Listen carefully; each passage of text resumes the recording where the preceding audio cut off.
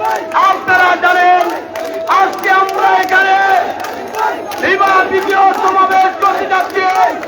যুব সমাবেশের মধ্য দিয়ে এই সরকারকে আমরা পতন ঘটাতে চাই।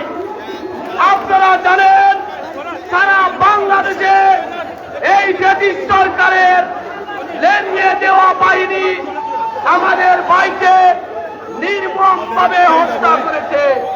আমরা পরিষ্কার কথা বলতে চাই, আর হত্যা করা দেওয়া যাবে না। আমরা হত্যার বদলা হত্যা করবো, রাজপথে ওদেরকে মোকাবিলা করবো। আমরা দেখেছেন আমাদের জেলার নবনির্বাচিত সাধারণ সম্পাদক হত্যা করা হয়েছে।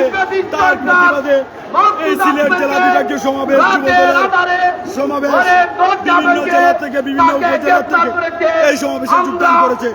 আমরা অবিলম্বে আমাদের এই সমাবেশের মাধ্যমে আমার বন্ধু আব্দুল চৌধুরীর মিথ্যা মামলা প্রত্যাহারের দাবি জানাই।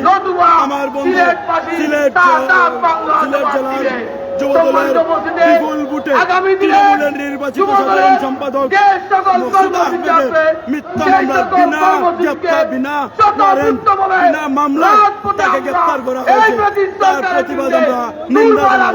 এই সমাবেশ থেকে আজকে আমরা দ্রব্যমূল্য বৃদ্ধির প্রতিবাদে এই যুবদলের মহাসমাবেশ। ধন্যবাদ আপনাদের। বাংলাদেশ জিন্দাবাদ, বাংলাদেশ জাতীয় যুবদল জিন্দাবাদ, দেশ নেত্রী বেগম খালেদা জিয়া জিন্দাবাদ, তারকের অহংকার তারেক রহমান জিন্দাবাদ জিন্দাবাদ।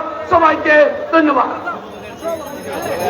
মহানগর যুবদল নেতা লাইন আহমদ, অর্জুন ঘোষ, মঈন আহমদ, খান কৈপুর ও নেপুর ও কালামের নেতৃত্বে আমাদের বিভাগীয় সমাবেশে বিশাল মিছিল অংশগ্রহণ করার জন্য আমরা তাদেরকে অভিনন্দন ও শুভেচ্ছা জানাই। আমাদের মধ্যে হবিগঞ্জ জেলা যুবদলের বিশাল মিছিল বিভাগীয় সমাবেশে এই মুহূর্তে হবিগঞ্জ জেলা যুবদলের ভারপ্রাপ্ত সভাপতি জহিরুল ইসলাম সেলিম ভাই ও হবিগঞ্জ জেলা যুবদলের সাধারণ সম্পাদক জালাল আহমদ ভাইয়ের নেতৃত্বে বিশাল মিছিল আমাদের সমাবেশে উপস্থিত হয়েছে। আমরা তাদের